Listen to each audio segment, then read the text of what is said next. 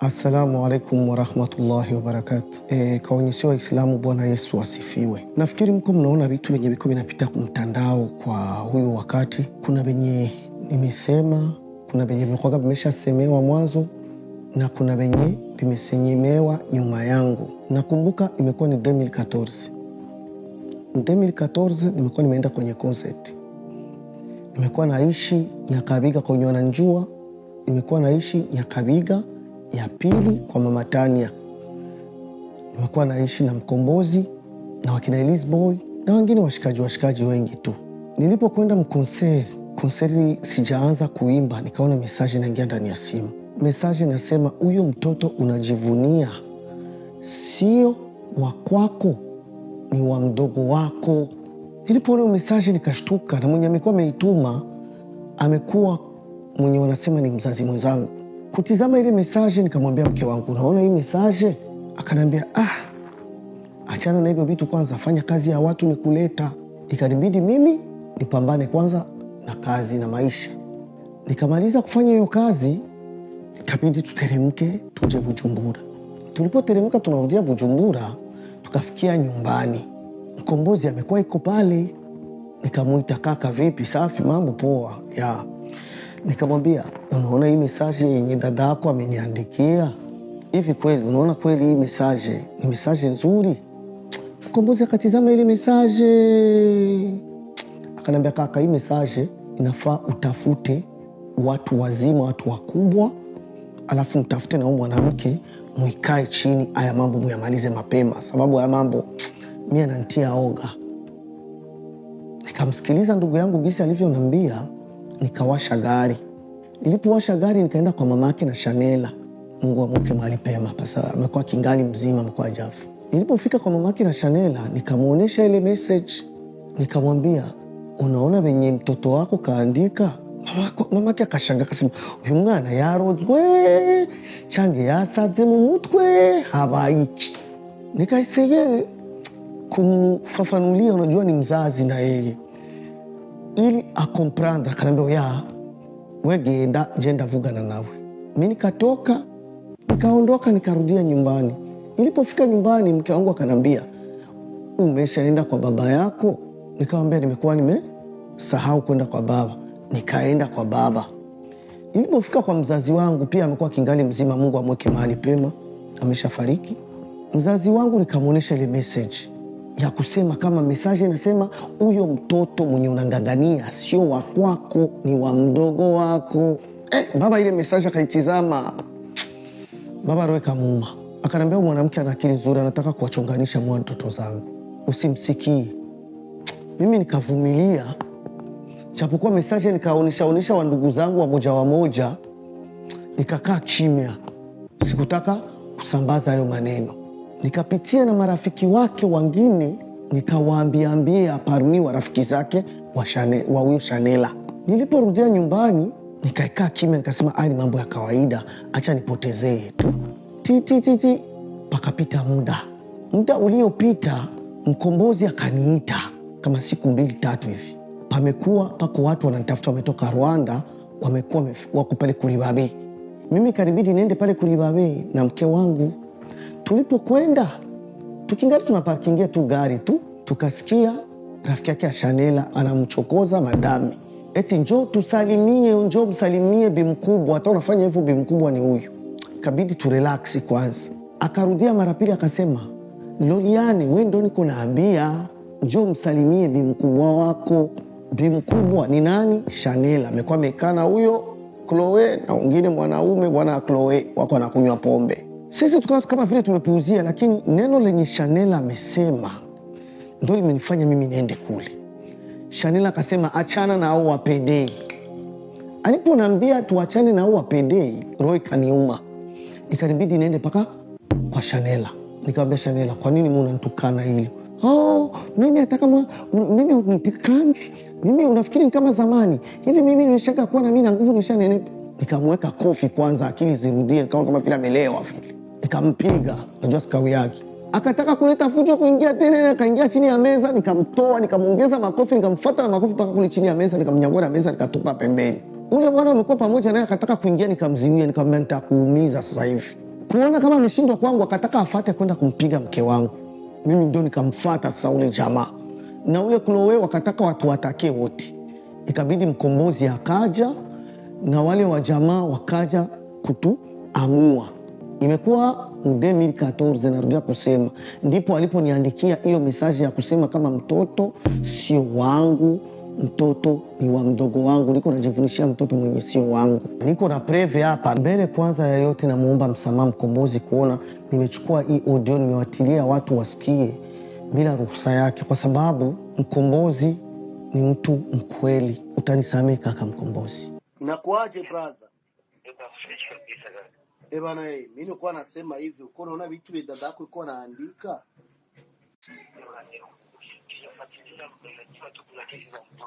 Dada yako mimi anasema kama mimi ndio nimekuaga wa kwanza kukataa mtoto. Unakumbuka message niliyokuonesha natoka Bilimani? Tunaishi kwa Mama Tania. Gisi ameniandikia kama mimi ndo eti unakumbuka vyote? Eti mtoto sio wangu. Mtoto wa mdogo wangu. Unakumbuka hiyo message? Afu unakumbuka siku apre pambamesha pita kama ni inga 2 kama ni 3 tukakutaniana kulibabe, umeniita nende nikaonane na wa journaliste wa Rwanda. Unakumbuka hicho kipindi? Amekuwa amekaa yeye na Chloe na bwana Chloe. Unakumbuka hicho kipindi? Akanambia mimi niko PD, mimi siwezi kuzaa mtoto kama ule. Unavikumbuka mkombozi? Mimi nikakasirika nikampiga. Wabona ule bwana wake Chloe akataka kumpiga Loriane wakichangania. Unakumbuka? Wote wakasimama ikawa fujo pale tukataka kupiga. Sijui kama unakumbuka hivyo vitu. Nakumbuka. Sasa huyu mtu kweli kwenda kuongea vitu ya uongo vya vile. Anataka kweli matatizo, anataka watu wamvulie masiri. Baadaye waseme kama tuko watoto wabaya.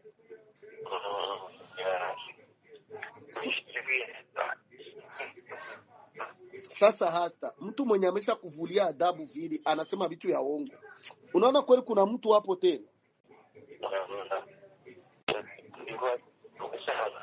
Iwe yote jutu ya mfaranga wenye wanataka kumuoesha huyo mtoto, afu ndio wako wananitukana mimi, wananionyesha kama mimi sifai. Bana, mimi najua wewe usemagi uongo mkombozi, uko mtu unasemaga ukweli. Mtu wote mtakuuliza histoire. Mimi nimeshaongea hata kuma rezo sosio kama unakumbuka, hivyo vitu vyote unavijua. Bana ndugu yangu, wallahi unisaidiage, uambie watu ukweli, kwa sababu iko asema vitu ya uongo sio vizuri. Unasema nikutumie kitu? Sawa, mimi nakutumia kaka. Kama gisi mnavyosikia mkombozi anaongea, nimemuuliza hivyo vitu vyote, umesikia nakataa? Sababu mkombozi ni mtu mkweli, hasemagi uongo. Anasema kama mimi nimemkataa mtoto 2020, ndio nimekataa mtoto sio wangu. Japokuwa yeye amekuwa ameshaniandikia message tokea 2014. Sasa 2014 na mtoto amekuwa anaishi kwangu. Na mimi sikufanya fujo hata moja, nimekaa zangu kimya nikaendelea nalea mtoto wangu. Alipoona hivyo kama mimi nimekaa kimya na nimekacha naume, sikutaka kufuatilia na maneno yake ya kijinga, akaanza kuwa anamwingia mtoto mkichwa na maneno mengi. Mtoto akienda kule kwa babangu wanamtia maneno mtoto, au nakutana amemchukua ameenda naye. Nikasema hivi vitu hivi inafaa viishe. Akaanza kusema kwa television online. Miaka 3 tu haijaisha, amefanya media tu, ametembea television zote online. Anaenda anasema kama mtoto iko na baba yake, kwa juu mwenye anajua mtoto ni wa nani ni mama. Ndogi sana sema. Mimi nikawa navichukulia tu poa, kwa sababu namjua kama hana akili nzuri, na mambo anaongelea yenye mtu wowote ule akiasikia akifuata ukweli anaona kama kuna kitu kinakosa moyo mtu. Aliposema mimi mtoto sio wangu kuma TV online, mimi nimekuwa nachukulia poa na nadanganya. Kuna sana vitia mtaani nasema mimi sikuzaaga na Shani Queen, nimezaa na Chanela. Inakuwa vitu vinakuwa vimefupaa hivyo, vinafubaa, vinakaa kimya. Sasa mimi nilipoendelea nalea mtoto wangu, mtoto akawa anaenda kutembea kule, maneno yakawa mengi, wakamchukua kabidi wamtie politike mtoto aende kuishi kwa mama mdogo. Kwenda kuishi kwa mama mdogo ni aje? Babangu alipofariki 2020, Kilioni, baba akazikwa kila kitu. Apre kuzikwa mtoto, nikataka nimchukue mtoto wangu nirekipere mtoto wangu juu si wote tunajua tuko Waislamu, Kilio tunaendaga kulala Kilioni kwa mzee. Mtoto wakamnyima. Unaona mtoto abaki hapa ndo atapewa edukasyon nzuri, hapa ndo hivi. Ule ndio anasema hivyo mke wa babangu. Mimi sijui komplo zao wako wanafanya huko. Mimi kaka zangu kimya. Nikasikiliza familia jinsi nasema. Nikasema hivi familia wote wameshasema hivi. Wa ndugu zangu, wa dada zangu. Nikasema acha niache nisifosi. Nikaacha mtoto pale kwa babangu. Unajua katika familia mzazi mkubwa akishakufa kuna ugomvi unakuaga katika watoto, katika wamama, panakuwa vitu vya roho mbaya. Sasa mimi sikuwa napenda hivyo vitu. Mambo nilikuwa naona yote nilikuwa navumilia, lakini nikawa najikausha, sitaki huyo ugomvi. Nikajiepusha nao. Nikamaliza kama muda sifiki pale nyumbani. Kuacha kuwa nafika pale nyumbani, kumbe ndo gisi wanaenda wanamtia mtoto vilisi mkichwa. Kila siku wanamuongezea maneno, kila siku wanamweka vitu. Mimi nikaona nikakaa kimya tu. Nikimwona mtoto naona ananipita bila kunisalimia mbarabara tu. Nikimwona mtoto tunakutana naye marestorai kuna wanaume, hanisemeshi. Naogopa hata kusema, naona tapigwa. Shahidi yangu nani? Amiri Pro. Tumekaa tunakula mrestora, mtoto wangu kuna wanaume wako pale wako nakula. Akaniambia si mtoto wako huyu? Nikamwambia ndio.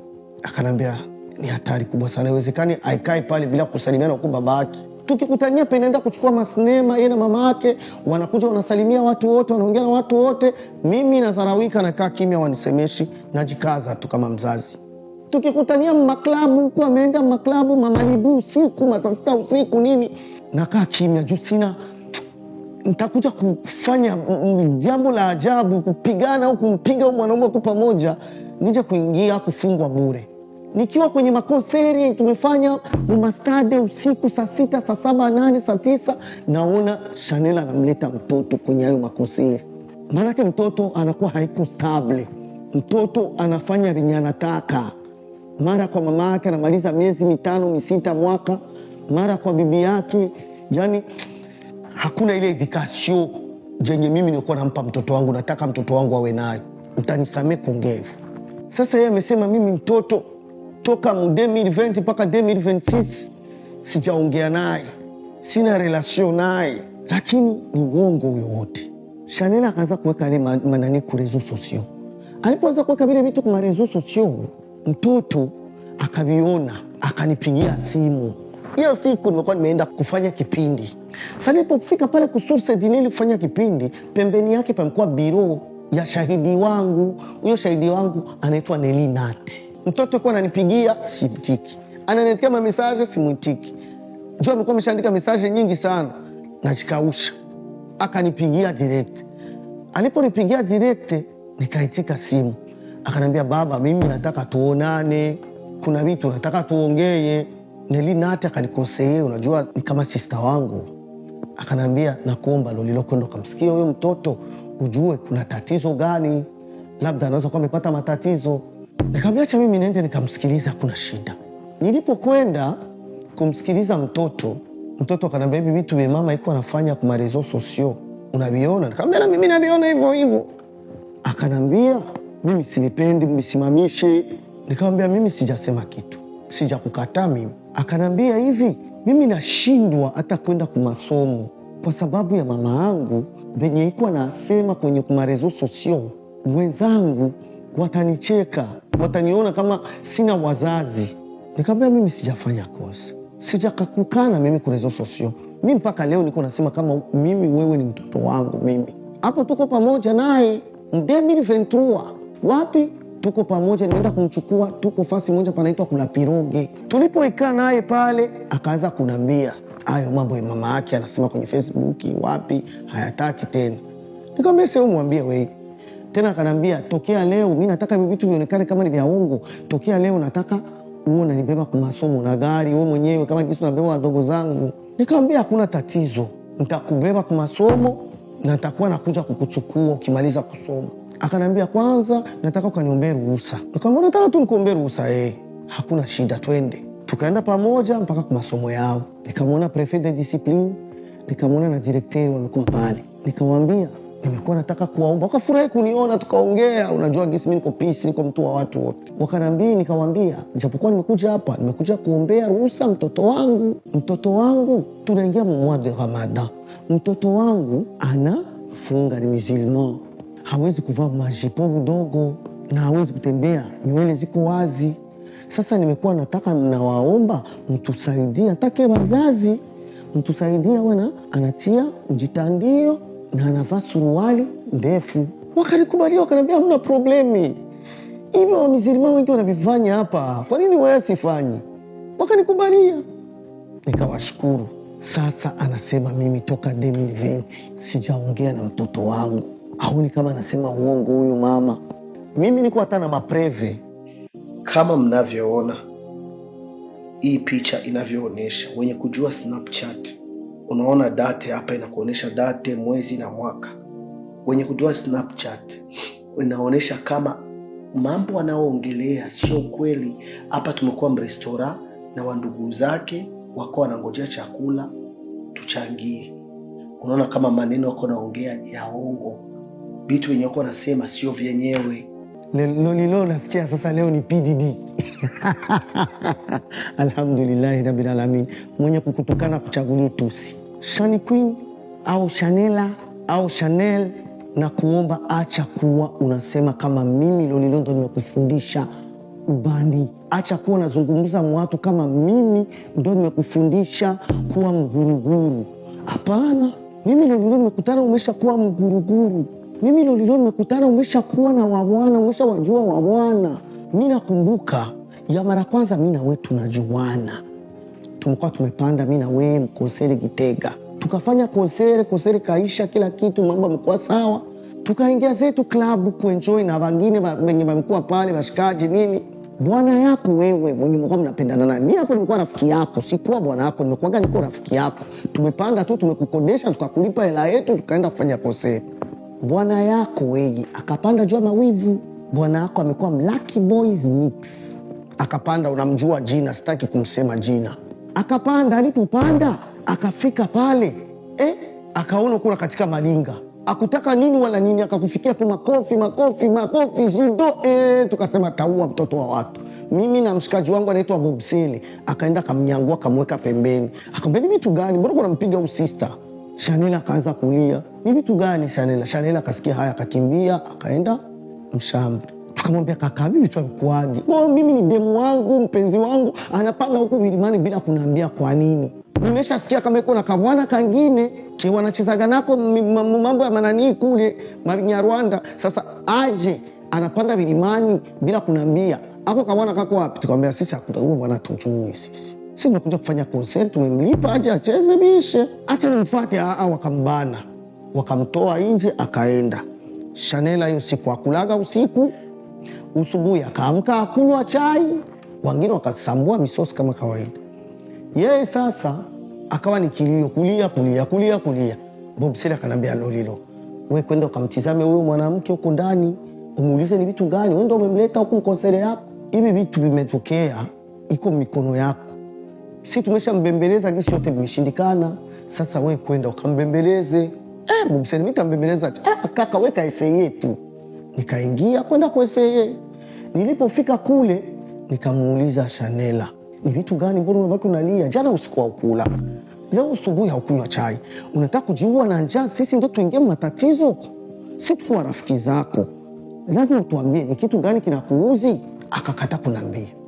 Nikarudia tena kumwambia, niambie ni kitu gani kinakuuzi, niambie kuna matatizo gani, unataka kitu gani? Je shaka wewe. Nikasikia ushaka jewe. Mama yangu macho akaanza kunitoka. Huyu demu mimi si ni rafiki yake. Nikachomoka kwanza nje, nikamwona Bobseli. Bobseli niko Bobseli akanambia bwana, vipi amesema aje yule mtoto atakula? Ameniambia je shaka wewe. Bobseli akanambia kubali, huyo mtoto atakuja kupata matatizo, mtoto wa watu tutafungwa si wote. Mimi kusikia kufungwa la nikasema hapa tutaingia mbimba. Nikaingia ndani. Nikamwambia bwana, ni vitu gani ushachiki? Nikamrudilia hemu. Je, shaka wewe? Ushakaje wewe? Yego. Nikamwambia mimi siko rafiki yako. Nguje shaka wewe gusa. Okay, ndakwemereye basi nta kibazo. Uranyemereye. Nikamwambia ni lakini utakula nikaenda kaleta vyakula kala. Alipokula tukateremka Bujumbura. Tulipofika Bujumbura tukamdepoze kwa barabara Nyakabika. Tukamwacha pale lakini akanambia uzozecho kunembelea muhira, utakuja kunitembelea kesho nyumbani. Nikamwambia ni wapi? Akapanionyesha ni pale. Nikapaona, nikamwambia sawa nitakuja kesho. Kesho nikaenda na wewe mshikaji wangu Bobsele. Lakini akabaki mgari. Akanambia wanakwenda kanumalize wewe mwenyewe. Mimi kufika pale na bunda nini? Nikaona katoto kaita wewe njoo hapa. Shanela wanga, kamwite. Shanela kaje. Kuja tu akanishika mkono, kwa akaniingiza mpaka uani. Kuniingiza mpaka uani nikamwona mama yake, nikamsalimia mama yake. Akachukua kasonga akaweka chini kama nakumbuka. Nikaikaa kukasonga na yeye akaikaa kangine. Mimi nikawa kale katabureka. Saa kidogo nikaona mzee wake anaingia.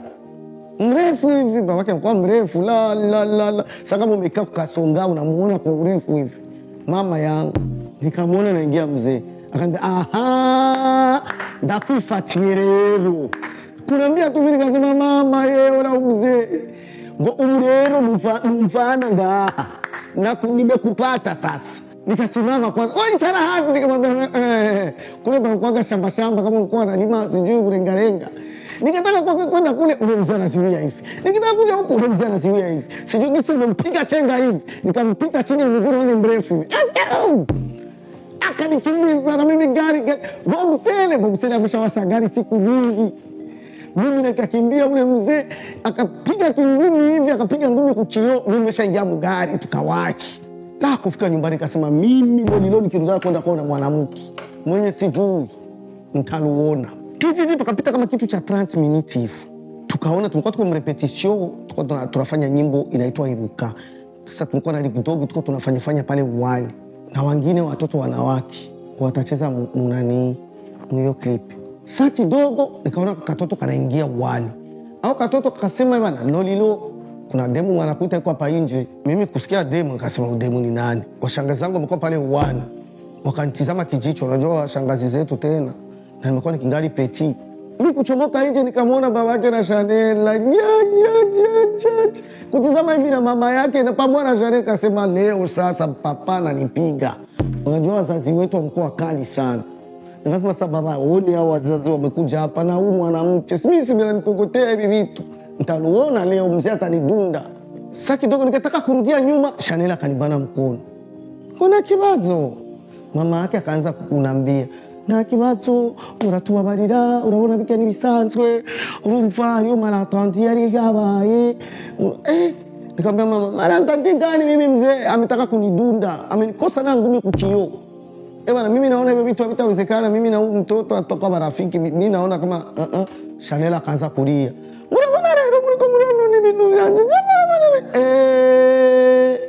Baba yake ndakusavye Mungu nikupe imana ndagutakambiye na kuomba vraiment problemu unaona mwenzako kwa analia vraiment utanisamee mimi sikuwa nataka kukupiga nilikuwa nakufananisha na wengine babandi wanakujaga pale.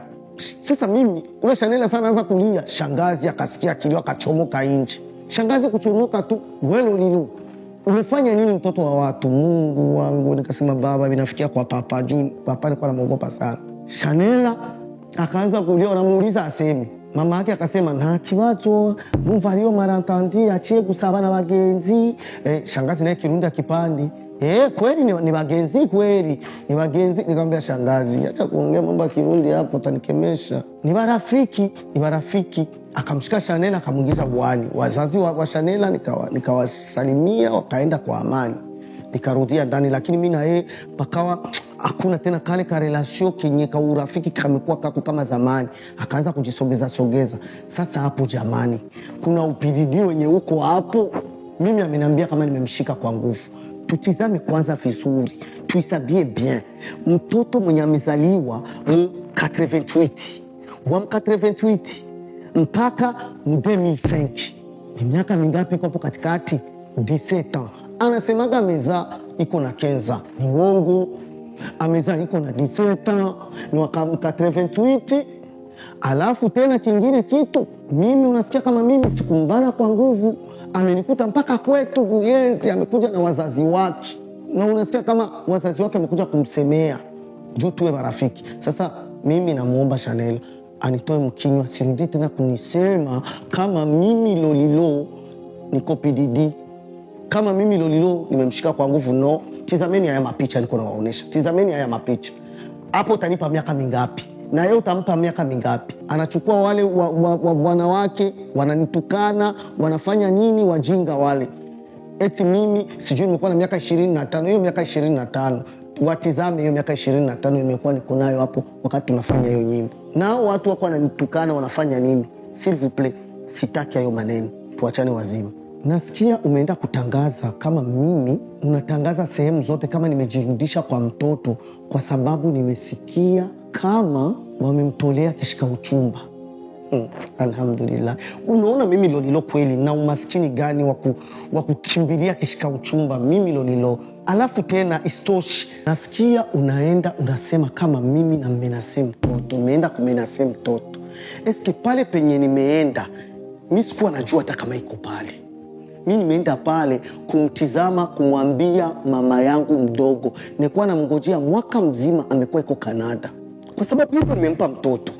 Hakuna mwingine mwenye nimempa mtoto. Nimemfuata pale. Mimi kufika pale nikamwambia mama. Nikagonga, mama kafungua mlango. Nikamwambia mama, mimi ndio nimekupa mtoto wamlee. Akanitika. Mimi ndio nimekuwa nafanya dépense yote. Nikamwambia aje mtoto. Sasa unataka kuondoka, unaenda unampana kwa mwenye hamkumkupa, mpaka anaenda kubebeshwa mamimba, anatolewa mshika uchumba.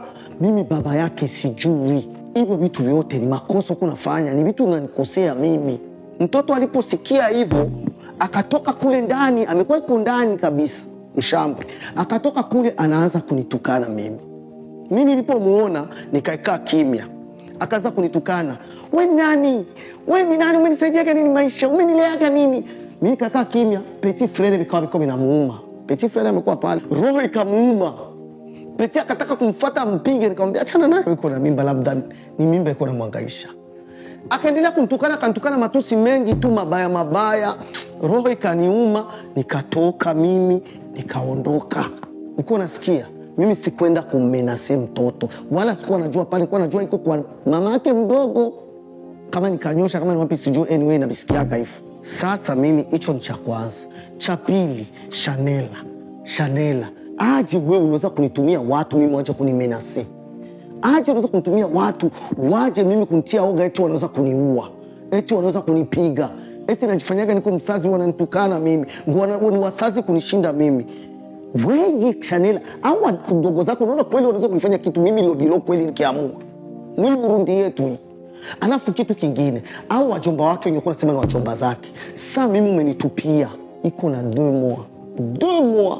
Wamekuwa wapi wajomba zake?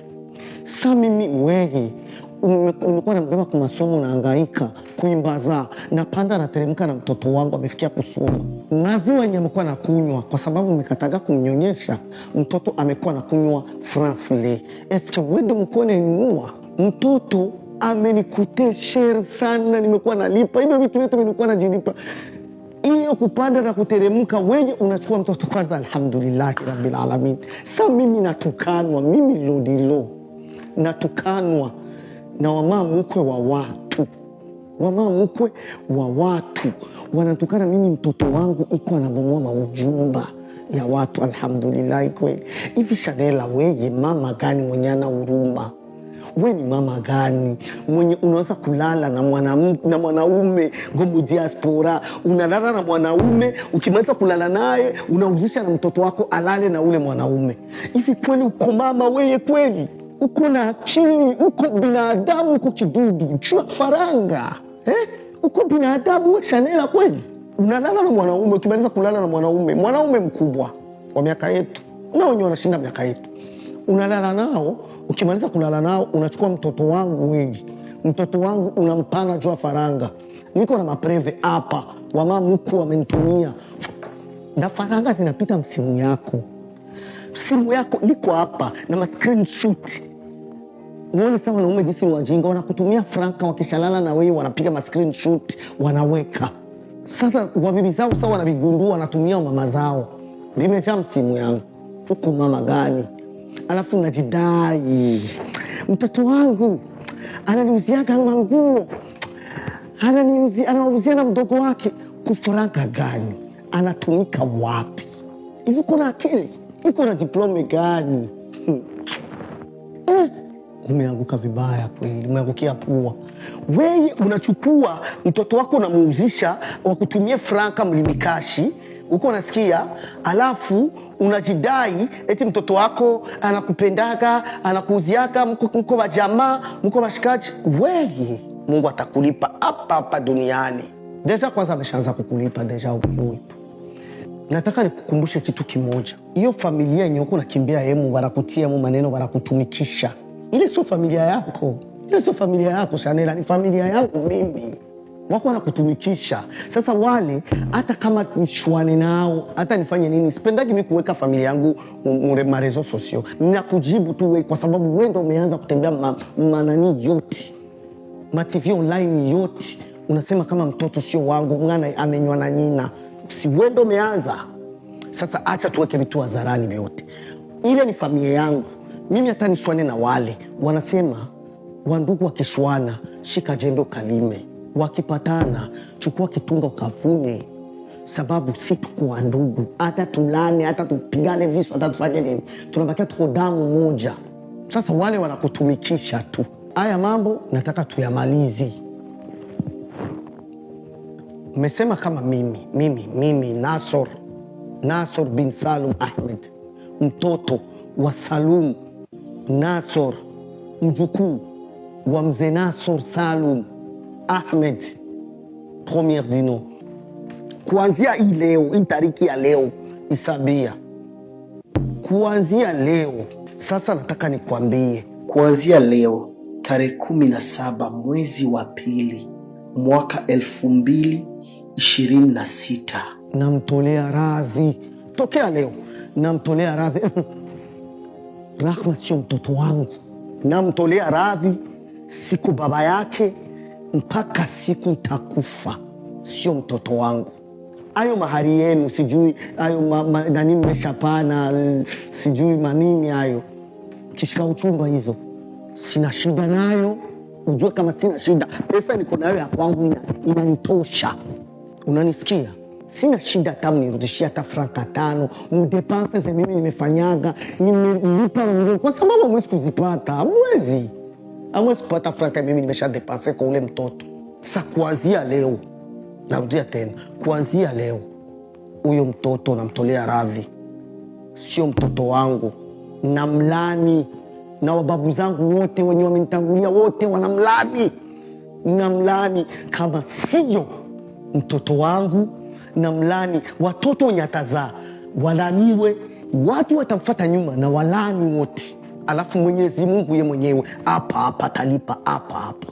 Nimemlani kwa nini? Amenivulia adabu, ananitukana watu, ananitukana, ananiona kama mimi ni mavi, mbarabara akiniona anajinisonya, ananitukana, amenionyesha kama mimi sifanyi kwenye hii dunia. Kila penapita mimi sifai, lakini Mungu sio Hasani wala Hussein, atanilipia hapa duniani. Sio mtoto wangu. Jina la Nasor hana tokea leo mpaka siku nitakufa. Lakini atake mzazi mimi hilo. Atake mzazi akiingiza tena akili, akarudisha akili kama mzazi, hiyo partini weka kumzazi, akija akaomba msamaha tena para kwangu tu, akaja na wewe mama yake mwenye una akili nzuri, mkaja pamoja, mkaenda kwa marezo sosio kama jinsi mko mnafanya, mkaenda kwa marezo sosio, mkaomba msamaha, mkaomba na wasentre wangu wote wa huko juu wote nyamilio nitangulia, mkawaomba msamaha, wa babu zangu, wa bibi zangu, wa shangazi zangu, mkawaomba msamaha. Ndo nitatoa hicho kikomo na kulani mpaka siku takufa na vyako vyote na wadesanda wako wote na maisha yako yote na yalani. Nimemaliza. Sasa tunaingia mwezi Ramadhani. Huyu ni mwezi mtukufu wa Ramadhani.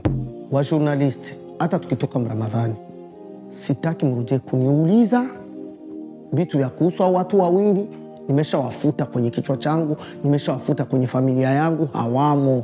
Alafu kitu kingine, niko na watoto hawa 4, watoto wangu ndo niko nao, sio 5 tena, 4 ndo watoto wangu. Huyu amenivulia adabu. Hao watoto 4 wenye niko nao, mwenye atataka akiweze kunitukana wala kuniambia vibaya wala kunichezea kama gisi wako anatania, na yeye nitamfikishia ndoto zake. Kama anataka kujitoa mwa watoto wangu, nitamfasilite hizo ndoto ziwe reeli. Ni mlani na yeye nimtoe katika watoto wangu, na nimemaliza.